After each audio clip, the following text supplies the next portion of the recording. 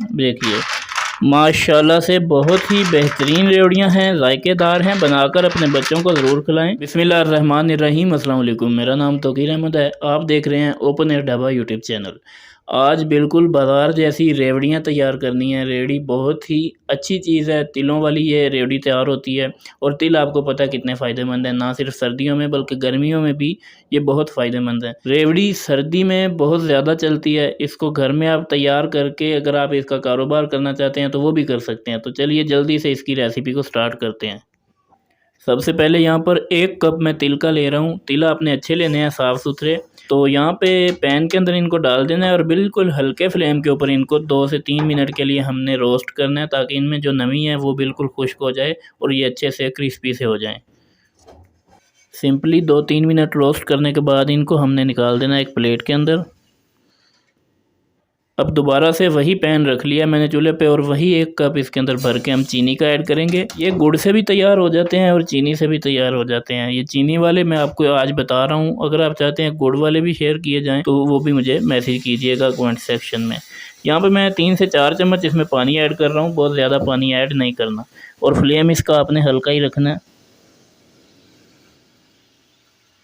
यहाँ पर चीनी इसके अंदर तकरीबन मेल्ट हो चुकी है, तो इसको हमने पकाना है जब तक कि इसका रंग जो है वो थोड़ा सा चेंज ना हो जाए। इसको हमने तैयार करना है। इसके अंदर यहाँ पे मैं लीमू का रस डाल रहा हूँ।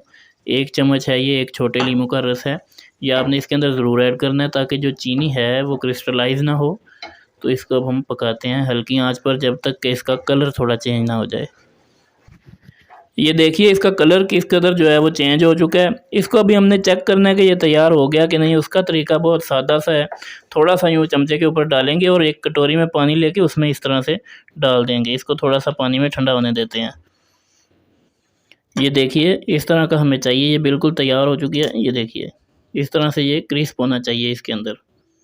इसका फ्लेम मैंने बंद कर दिया। अब ये तिल इसके अंदर ऐड कर देंगे और इनको अच्छे से मिक्स कर लेंगे इसके अंदर।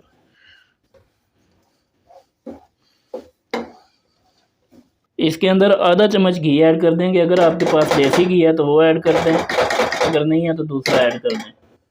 अब इसको भी मिक्स करते हैं।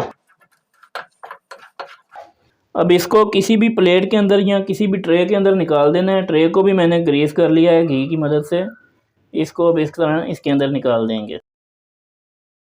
इसको थोड़ा सा यहाँ पे ठंडा होने देते हैं, बहुत ज़्यादा ठंडा नहीं करना। ये जमना बहुत जल्दी स्टार्ट हो जाता है, तो यहाँ पे आपने ज़रा हाथ तेज़ी से चलाना है। जैसे ही आपका हाथ इसको टच करने के काबिल हो, आपने रेवड़ियाँ बनानी शुरू कर देनी है।